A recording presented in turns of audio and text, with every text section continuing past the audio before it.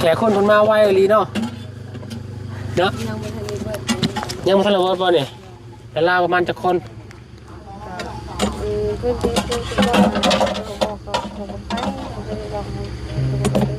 นี่ตอนนี้บบุญนับเบิ่งกี่ประมาณ20แหละ20แล้วอ้าวนี่ก็14อยู่น้ำพอเจ้าอีกก็3อยู่ตู่อีกก็3คนเดียวเบิดโมทางอีกยังพัฒนาเบิดอีกโอ้ว่าหลายเติบเนาะมีแต่ภาวนาเนาะซัมนี่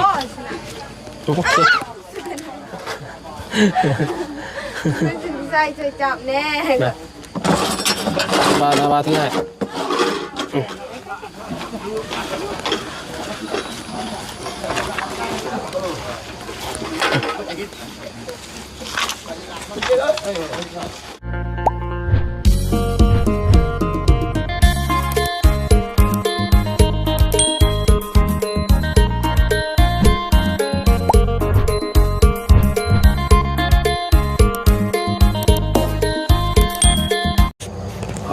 พี่น้อยเนาะเอายังมืดคือเก่าบรรยากาศพี่น้อยแต่เศร้าแต่เสียมันนี่กับพี่น้อยทางบนกะตื่นออกมาเบิ่งการลาวก่อนเนาะทางลุงจันทร์กำลังกาเกียมพี่น้อยทวนทางนวดคือซีเมนไปเบิ่งอาหารการกินพี่น้อยเนาะบนเห็นผูกทางสร้างโมเมนต์ทางชาวบ้านเนาะเป็นมาแต่เศร้าแต่เสียเลยพี่น้อยตอนนี้ในเวลากะ6:30เนาะฝนก็คือสิเป็นมุกเป็นใจอยู่แต่ว่าก็ยังปล่อยๆลงมาอยู่พี่น้องก็สามารถยกได้อยู่ถ้าว่าบรรยากาศประมาณสำนี้นะพี่น้องเนาะเอาคนเดินได้พี่น้องได้ทางบุญสารวันขอกราบทักทายสบายดีพ่อแม่พี่น้องสบายดีหมู่เพื่อนกันบัดสุขุสุขคนสบายดีFCผู้ใหญ่จิบุญบัดทุกท่านเด้อยินดีต้อนรับเข้าสู่ช่อง YouTube ประบุญสารวันมื้อนี้พี่น้องเนาะมาเบิ่งบรรยากาศการตั้งเสาเอกเสาโทเนาะมืองามยามดีมื้อนี้พี่น้องเป็นมือตั้งเสาเพื่อนน้องรังพี่น้องเนาะทางเฮากับความรวยทีมงานเนาะไปให้น้องท่านไปเบียกว่าทีมงานจะมาเอากับยกย่อเนาะส่วนทางลูกจันกับที่แมนวางเบียกวางงานทางสร้างยกเสาเอกเสาโทให้น้องรังแล้วก็จะได้พาเดินทางกันกลับบ้านเนาะเพื่อไปหาเบียกทางตามแขวงเนาะหรือว่าทางเมืองท่าแขกแขวงขมวนพี่น้องเนาะทางบ่อเตียงกับรอถ่ายอยู่เนาะวันที่21เดินทางพี่น้องไปช่วยไผ่น้ำท่วมเนาะไปพี่น้องไปเบิ่งภาพบรรยากาศตอนเช้าๆน้ำกันเนาะมันเป็นจังไดแน่พี่น้องไปช้างเข้ามาแล้วว่ายันช้างยังมาทำมาจักพี่น้องเนาะ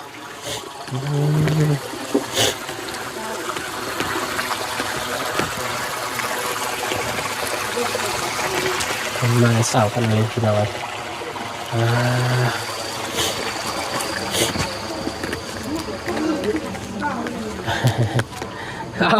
ยังว่าใส่เสืออยู่บ่บนหนาวบ่เชื่อมันเปียกหมดเสือเปียกไปแล้วแขกพี่น้องคนมาแต่เช้าลีเนาะฮะเขามาที่เห็นหน้าไอ้ย่อรถมันยังแช่พันบาทแม่ยังสร้างรอถ่าสร้างแป๊บนึงได้แล้วว่ามันยังได้เลยถ่าสร้างก่อนแป๊บนึงเนาะสร้างคนบ้านใกล้เนี่ยบ้านจะเทิมหัวเนาะอยากสร้างหันยังบ่มาแม่ยังถ่าสร้างก็เด้อจะนายสร้างคนว่าเหมือนกันเตรียมแล้วกับทางทีมงานกำลังเตรียมในอยู่ในกินมาอยู่มาในเสาลีเนาะสบายดีเด้อสบายดีเนาะเป็นข้อมาได้นี่เนาะ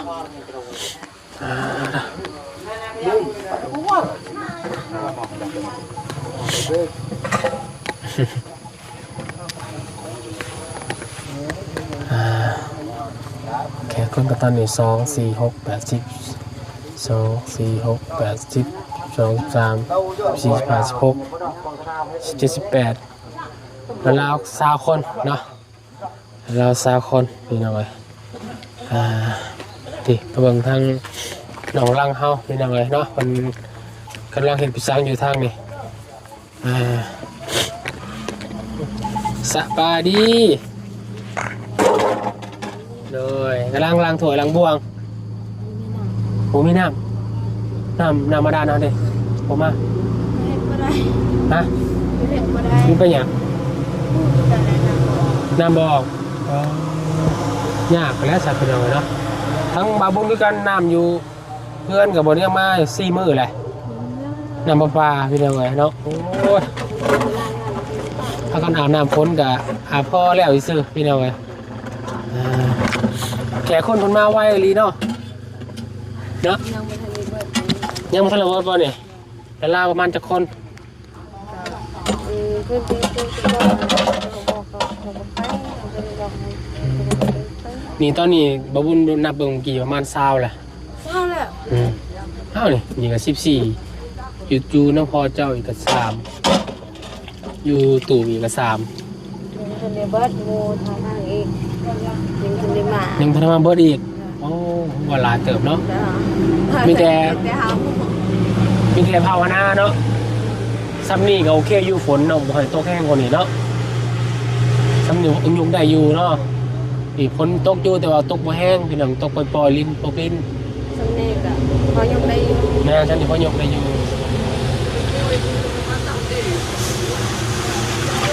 แต่ว่าตื่นมาตกจากโอ้ยแต่เพิ่นก็สิตกมาให้อยู่แต่เป็นจังหวะเป็นช่วงตอนนี้ก็ทางลุงหนวดก็กำลังไปนั้นโทรหาทุนหนวดแล้วเมื่อกี้เรียกว่าตอนที่สั่งลาบแม่ค้าร่มดีกะบกล้าสั่งเลยเมื่อคืนนี่นะตัวตื่นมาอย่างมันฝนตกแห้งยันยกบ่ได้เด้แล้วสั่งตอนเช้าเอาไปยัดจังไหนแล้วพี่เดียวเนาะพูดเอาละเนี่ยพูดออกมาเบิ่งร้านเหล้าแต่เช้าก่อนพี่น้องมาเดี๋ยวมันเอาดิ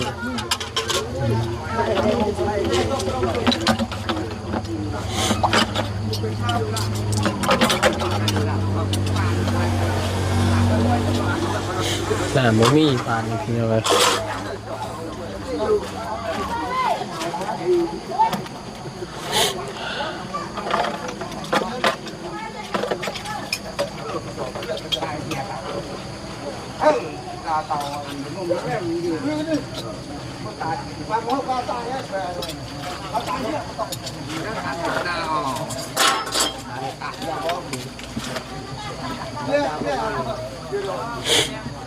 หนึ่งข้าวหนึ่งน้ำอยู่ใช่จ้ะมีเพื่อนงามบ่ เงินไอ้สันกันนุ่ง อ่า เงินไอ้ไทยหอมกันนึ่ง แยกกันหนึ่งใครเดี๋ยวเนาะซอยกันนี่นะเนาะแบ่งกันหนึ่งไป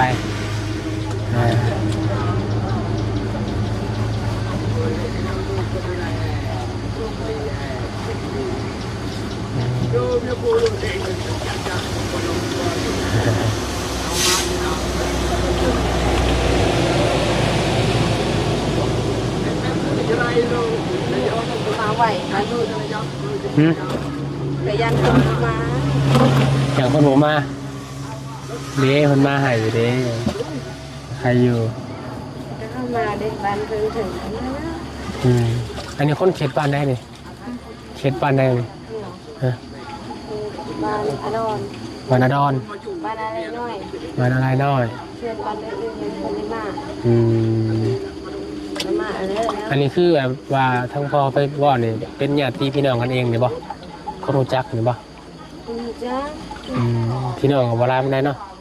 พี่น้องก็ไม่ได้มาแล้วพี่น้องบ้านไก่ อยู่ใส่ไกลพี่น้องทั้งพ่อทั้งแม่อยู่ไกลบ่ โดยไก่เดี๋ยวไปดูข้าวพุ่งพูด อันนี้แม่นคนบ้านไกลกันเคียงเนาะคนรู้จักกันเนาะ คนรู้จักกันเวลาทำไมรู้จักกันญาติพี่น้องกันคือกันเคยกันยืม เพราะว่าพอแม่น้องร่างเลยคนย่างมาจากข้างในเลยพี่น้องเนาะ ผมมาอยู่นี่ก็โอ้หลายปีแล้ว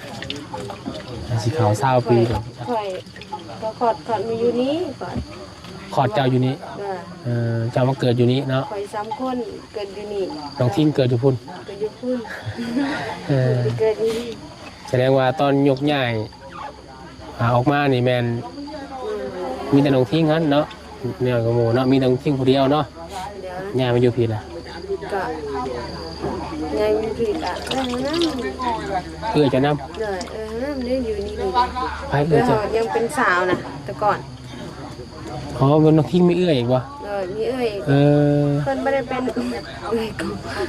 นั่งกองตัวเพิ่นบ่ได้มาน่ะ มันอยู่บ้านไกลเนาะง่ายๆพี่น้องเขาลองร่างพี่น้องญาติกันพี่น้องกันแท้ๆเนี่ยอยู่ใกล้นะพี่น้องแต่ก็ยังโทรหาติดต่อกันอยู่เนาะคนติดต่อเลย มาหากันซื่อๆสำหรับงานกับมาหาซื่อๆแล้ว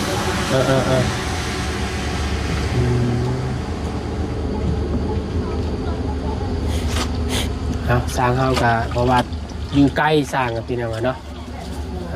อยู่ไกลเติบอาหารการกินนี่มียังไงล่ะบ่มีมีแต่ทางลุงหนวดเนาะ โอ้คือลืมมาทำไมครับ ฮะ ยังมีเบียกกันลืมมาทำไม หาเราไม่ หาทำไม ก็น้อยฝากทีมงานนี่บ่ยาเราบ่เป็นหยังน้องมีเวียกอยู่เพื่อนบ่เป็นหยัง หรือว่าเขาตื่นตั้ง5 โมงคิดยัง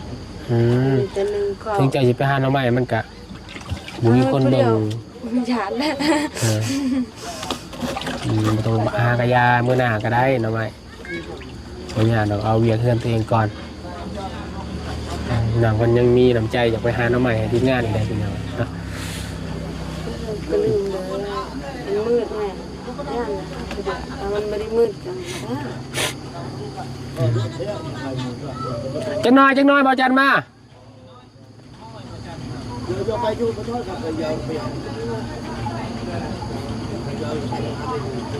ต้องทาสางอีก แม่นถ้าสร้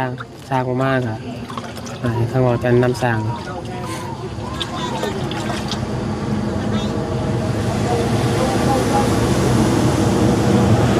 แต่ยังบ่ชัวร์ปานใดพี่น้องเฮาก็6:70 6:40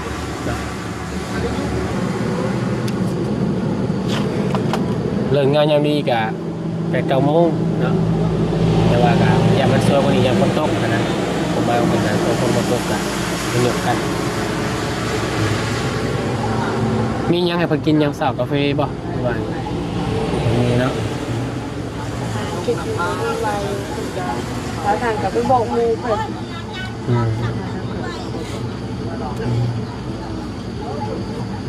มูผู้ชายอาจจะได้แต่ว่ามูกินอยู่ไม่ได้ดอกมาเกะกะ หมูปิ้งตัวน่ะ เลยมาเกะกะได้ว่าแล้วก็ไม่ได้ดอกยังก็ไม่ได้ซื้อนึงข้าวก็นึ่งหมดแล้ว เดี๋ยวหมูทรายบ่ยิงบ่ปานใดดอกอย่างที่พี่น้องกันแต่พอแล้วย่อขอยหนักซื่อ คือต้องแค่ ขึ้นเตาเพชรบ่ ทำไม่คือยังมันไม่ได้ หน่อย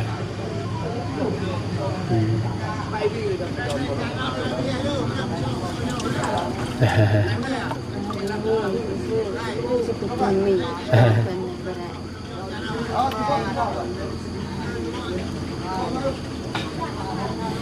มีจำได้ก็กินซะนั่นแหละพี่น้องเนาะเราก็คือเพิ่นนี่เพิ่นก็สิฮู้อยู่ดอกเนาะสมัยกันเล็กน้อยยามเพิ่นเราก็ไปกำลังแจกมี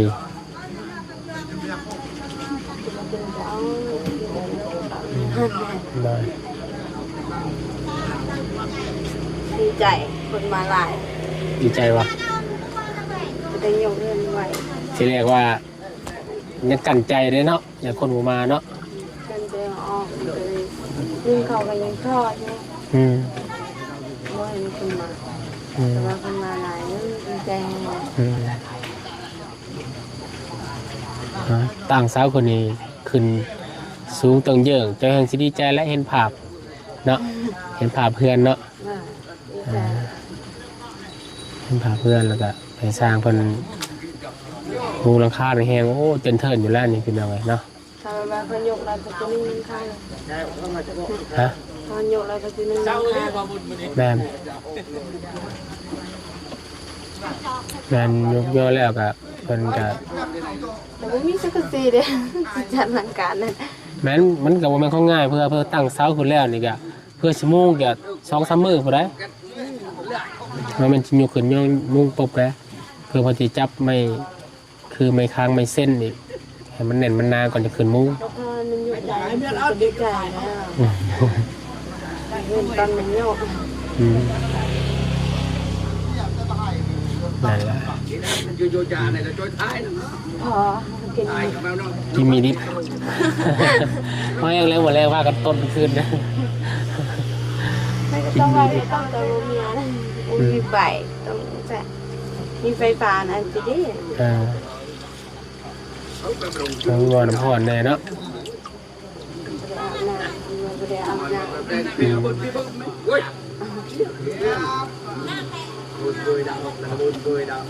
นั่นกับย่อเขาย่อน้ำเพิ่นยกเสาแล้วอย่างย่อเขาย่อน้ำเพิ่นก็แล้ว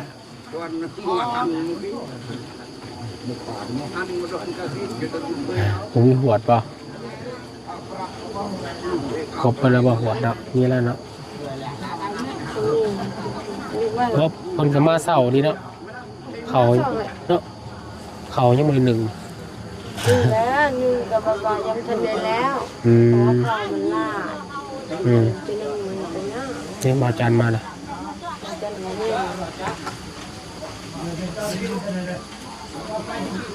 ย ยังไงช่างบ้านเนี่ยก็หาช่างโมมี่กันยกบ่ได้คือเก่าหาช่างมันทางดวงจันทร์โทรนำช่างกัน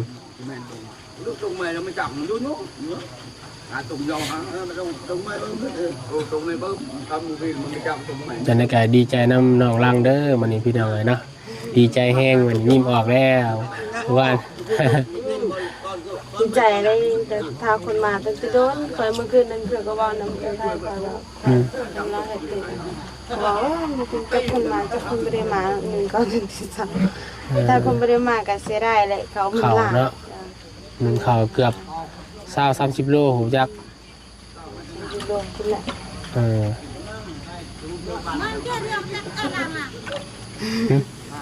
เสร็จแล้ววันนั้นว่าฉันบ่มีน้ำใช่ไหม บ่มีน้ำอยู่ได้ก็บอกเนาะ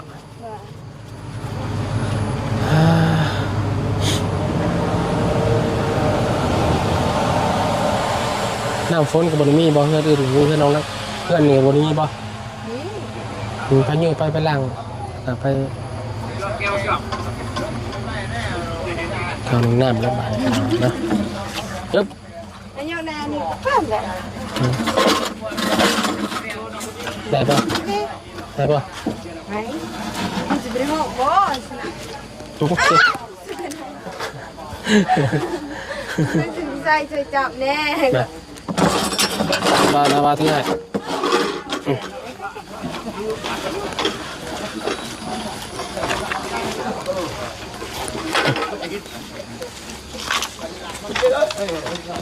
ใช่ถ่ายนี่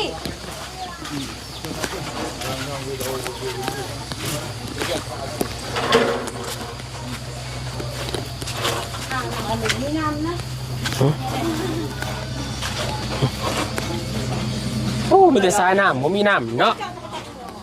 นี่น้ำเนี่ยนี่ล้างไปเอาเรียน้ำเลย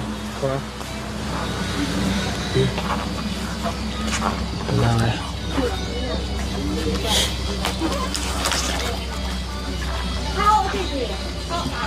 ถวยบวงมีซ้ำมีป่ะตัวอะไรมันฮะมีเนาะยังไม่ได้หรอก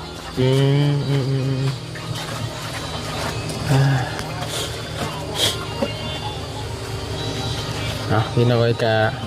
เป็นเวลาเศร้าๆมันนี่พี่น้องนอนอยู่บรรยากาศอยู่กับน้องล่างกันน้องเพิ่งกำลังล้างส่วนของบงกาเกี้ยวเนาะเสือคล้องเดี๋ยวรอทาสร้างแล้วกัน ยกระบาดอย่างพี่น้องเนาะ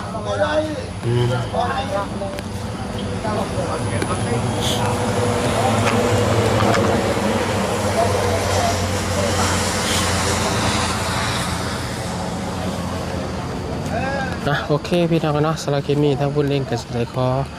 จบคลิปการพี่น้องลงเพียงสั้นก่อนกันแล้วกันเนาะบอกกันในคลิปหน้ากันแล้วกันเด้อคลิปนี้กับพาบรรยากาศตอนเช้าพี่น้องเบิ่งก่อนเนาะในระหว่างการเกียมเนาะรอถ่าเรื่องของอาหารการกินเนาะทางข้าวนำซามปลาเนาะกำลังหนึ่งกำลังยังอยู่พี่น้องแกคนเพิ่งจะคือว่าตั้งมกตั้งใจเนาะมาซอยหยกย่อเสาเอกเสาโทเพื่อนน้องร่างกันมาแต่สาแต่เสียละเนาะเขาชุกแล้วบ่เขายังบ่ชุกจังหมอชุกจังหวัดแหละชุกลายเนาะคนยังมาอุบัติบ่เนี่ยยังอุบัติอยู่เนาะรถคันนี้ป่ะประมาณ20 คนเนาะได้โอเคฮะแกเกมรอถ่าจะหน่อยนี่มันมาจะโอเคเลยพี่น้องเด้อสำหรับคลิปนี้ขอลาก่อนแล้วพบกันคลิปหน้ากันแล้วกันเนาะสบายดีกันเบิดสุขสุขคนอยู่ดีไม่แห้งพี่น้องเลยเนาะสุขคนทำรวยเฮงๆปังๆกันเบิดสุขสุขคนเด้อพบกันอีพีหน้ากันแล้วกัน